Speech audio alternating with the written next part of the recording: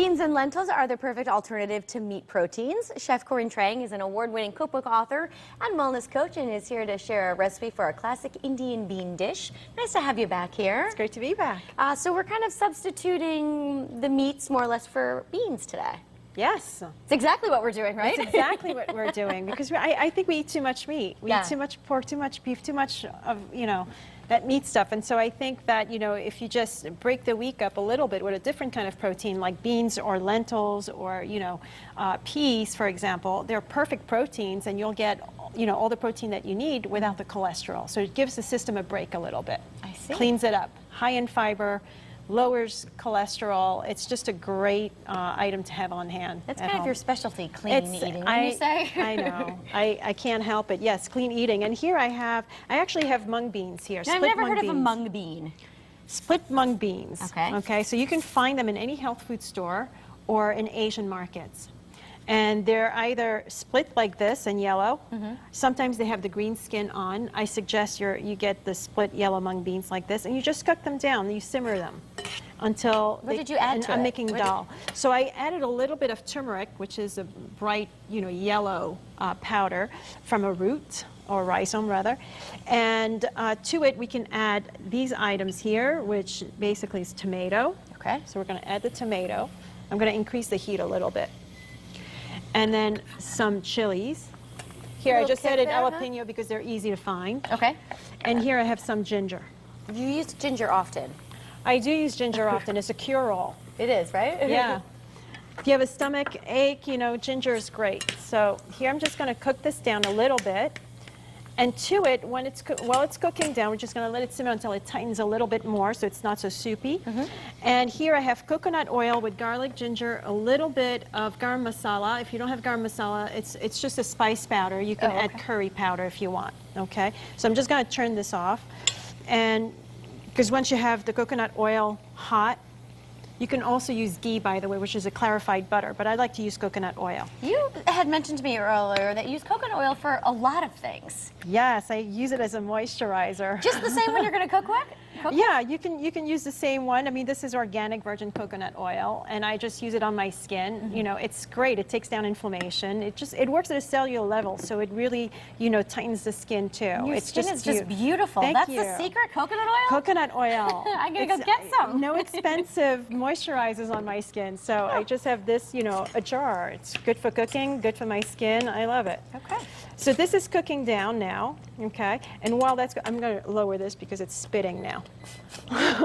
So we're going to let this simmer for a little bit, and here we're going to make a cold bean salad. So here I have just red kidney beans, black beans, and black-eyed peas. Mm-hmm. And you can use any bean that you have. If you have navy beans, just cook them and toss them in. Any kind of bean will do. I'm just going to put a little bit of garlic. And you could just do it raw, or you can even fry the garlic a little bit if you wanted to. But we're just going to do this here. While you're chopping, how are your cookbook ventures coming along? Oh, they're great. I have another cookbook that I'm doing actually for the American Diabetes Association. So this is my second book for them. Mm-hmm. And it's going to be an ebook, which that's fun. Yeah, it's going to be a lot of fun to, I'm currently writing it. I'll also be shooting it. And yeah, it's great because, people can actually read it on their Kindle. They go food shopping. They have the list right there. Even when you're cooking, making the recipe. Oh, that's so handy. So that's great. I'm putting the garlic right in here. Raw. Just raw. That's fine. Raw. Okay. Yeah.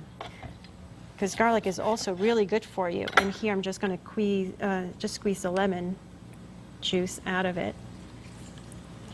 Now, what would you serve this with? Or just as is? I would just serve it as is over a little bit of salad. So here I have a little bit of flat leaf parsley. You can use curly leaf. It doesn't really matter. An herb, you can use sage.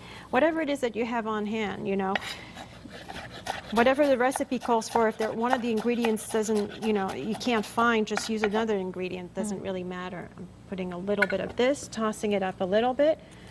You can use olive oil, which is what I usually use in this salad.